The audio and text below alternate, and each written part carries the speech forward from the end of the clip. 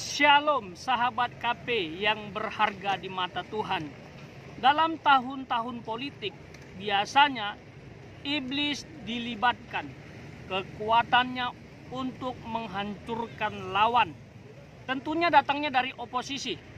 Hal ini disampaikan oleh hambanya Evangelis Dautoni berdasarkan pengalaman pribadi. Kita dengarkan dulu.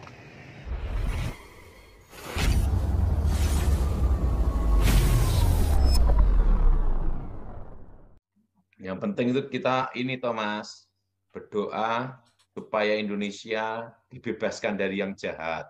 Sekarang kan ini udah mulai banyak survei-survei calon presiden toh Thomas. Yes. Nah, ini pandangan saya tentang calon presiden ya Thomas. Ya, pandangan pribadi Pak Daud ya. Orang boleh nyalonkan berandai-andai untuk jadi calon presiden.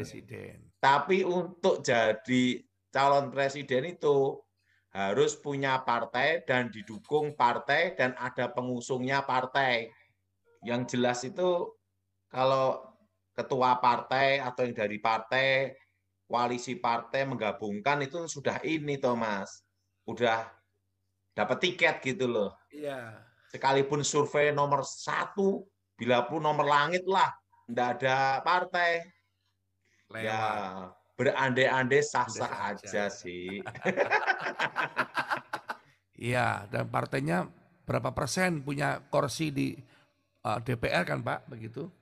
Kan berbagai macam cara pencitraan, dibikin seakan-akan ribut supaya dipecat, naik daun, kan ada Thomas. Betul Pak Daud. Begitu dipecat langsung naik daun, seakan-akan dikuyo-kuyo, dijolimi kan gitu, boleh. Tapi yang penting itu gini Thomas, pencitraan model apapun boleh, tapi yang jelas ada partai pengusung. Pendukungnya yang mencalonkannya. Ya, betul Thomas? Betul. Jadi kita ini enggak usah pusing, penting kita berdoa aja, siapapun presidennya Tuhan berikan yang terbaik. Gitu Thomas. Yes. Dulu waktu Pak Daud dua periode menjabat pengamanan presiden, waktu dia naik lagi, waktu ada pemilihan, banyak kuasa gelap nggak Pak? Banyak. Ekspor import. Ekspor import ya. Ada nggak Pak yang nyata di depan Bapak itu serangannya berupa apa, benda-benda melayang atau paku terbang. Oh. Terusan apa itu ledakan, asap, macam-macam tuh Mas, sampai kaca hancur pernah tuh Mas. Tiba-tiba kaca hancur gitu Pak Daud? Iya, di depan kita tuh. Kaca hancur enggak apa-apa, bukan punya saya. Yang paling seru pas Pak Daud apa Pak? Lagi tidur atau lagi apa, tiba-tiba tuh serangan jahatnya lewat atau mengintimidasi Pak Daud? Berbagai macam hal Thomas. Gitu ya. Tapi saya itu selalu waktu itu ya, ini memang mungkin berbeda ya dengan ini ya. Tapi ini kan bukan doktrin ya. Ya. Ini kan pengalaman ya. Ya. Saya tuh ada, kalau pas zaman itu saya pakai minyak urapan, didoain demi nama Yesus, dan anggur perjamuan kudus.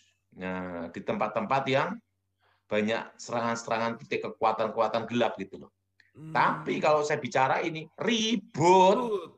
Nah, gitu loh Thomas. Kebanyakan yang teriak-teriak teori itu Thomas, ya. Itu biasanya itu ya Thomas ya. Ya. Kalau di kota teriak-teriak jadi ini kayak wah gini-gini. Begitu ke lapangan jadi dari kucing Thomas. Iya Pak Daud. Jadi kayak jeger-jeger gitu, wah sok-sokan di kota Thomas. Iya. Nanti begitu pelayanan di hutan, tempat suku kanibal ya jadi kucing. Makanya yang teriak-teriak itu ya suruh ke tempat pedalaman sana lah. Iya Pak, seperti Pak Daud dulu di pedalaman ya. Berarti waktu Pak Daud 10 tahun ya, Pak Daud itu kan berarti kan waktu pas geopolitik atau geostrategis waktu pencalonan kembali kan pasti ke serangan fisik tuh Pak Daud ya. Iya, tapi saya tuh mobil pengamanan khusus itu saya kasih minyak urapan dan dikasih percikan anggur perjamuan kudus. Ya. Nah itu benar-benar itu terjadi toh Mas. Gitu ya. Nah, bukan hanya ngoceh gitu loh. Mereka kan kalau yang ngoceh-ngoceh kan belum pernah praktek. Betul, tahu teori tapi nggak pernah praktek Pak Daud ya. Apa? Dan teorinya malah teriak-teriak, ngatain sesat lah, ngatain ini. Karena belum jadi macan, masih kucing tuh Mas, meong-meong. Betul Pak Daud. Berdasarkan survei terbaru, sahabat, 3 besar masih dipegang oleh tokoh populer ya. Yang pertama Bapak Prabowo, yang kedua Bapak Ganjar Pranowo, dan yang ketiga Bapak Anies Baswedan. Itu dia, masih mereka bertiga itu ya. Biasalah naik turun ya, saling melewati, saling melampaui, dan berusaha untuk mengambil simpati rakyat kita Indonesia. Ya, siapapun presidennya seperti yang disampaikan oleh hambanya ya kita dukung. Dan percayalah tidak ada satu pemimpin pun di muka bumi ini termasuk di Indonesia tidak luput dari pantauan Tuhan, bahkan seizin Tuhan. Ya, itu dia. Jadi pemerintah itu adalah ketetapan Tuhan. Jadi jangan takut. Ya, jangan takut. Tentunya kita memang harus berdoa supaya Indonesia mendapatkan pemimpin terbaik. Nah, terkait dengan hal tadi, setan dilibatkan dalam tahun-tahun politik, itu benar itu. Saya sendiri pernah mendengar bahkan melihat ya ada pemimpin yang membangun hubungan dengan kuasa gelap supaya dia terpilih. Ada yang ke tempat tertentu berdoa, memberikan persembahan. Ada juga yang money politik, uangnya diberikan kepada kuasa tertentu lalu disebarkan kepada rakyat. Ya, itu pernah terjadi, tapi kita berharap tahun-tahun mendatang tidak terjadi. Ya, kita doakan politik ya pemilu di Indonesia berjalan dengan baik ya, secara terhormat, tidak ada pakai kuasa-kuasa gelap ya. Nah, hambanya sendiri memang mengalami ya, karena dia ikut serta dalam tim sukses Bapak SBY. Jadi tahu persis ya kuasa gelap yang menyerang, baik itu secara impor maupun ekspor, kata beliau.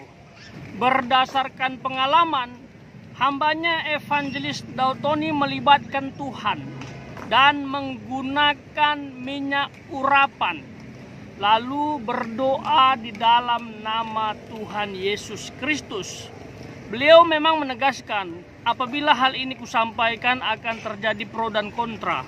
Karena di Indonesia sendiri banyak sekali doktrin ya.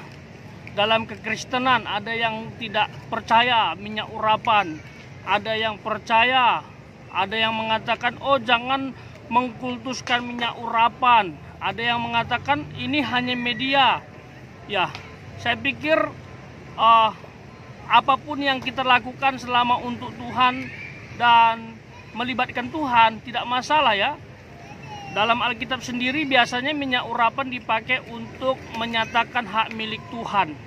Seperti itu. Nah, beliau menggunakan ini, minyak urapan ini, sehingga kuasa setan, kuasa roh jahat yang mau menyerang ya tidak dapat bekerja dengan baik, tidak menembus orang yang dituju karena mengandalkan Tuhan. Seperti itu. Bagi sahabat yang mau menggunakan minyak urapan, silahkan didoakan di dalam nama Yesus. Dan bagi sahabat yang anti atau tidak sepaham dengan hambanya Evangelis Daud Tony, ya tidak masalah juga. Itu kan iman kita masing-masing ya. Ini doktrinnya tidak perlu diperdebatkan seperti itu. Selama untuk kebaikan kita bersama dan kita damai sejahtera melakukannya, saya pikir tidak masalah.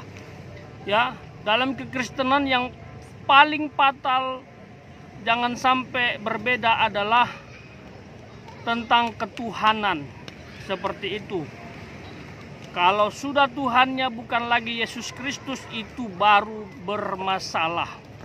Dan tidak mengakui Allah Tritunggal itu juga bermasalah. Jadi itu dia sahabat ya, dalam tahun-tahun politik ini kita harus mengandalkan Tuhan, melibatkan Tuhan. Ya, hati-hati. Ya, saya pikir berdamailah kepada semua orang, jangan mencari musuh karena musuh itu berbahaya ya.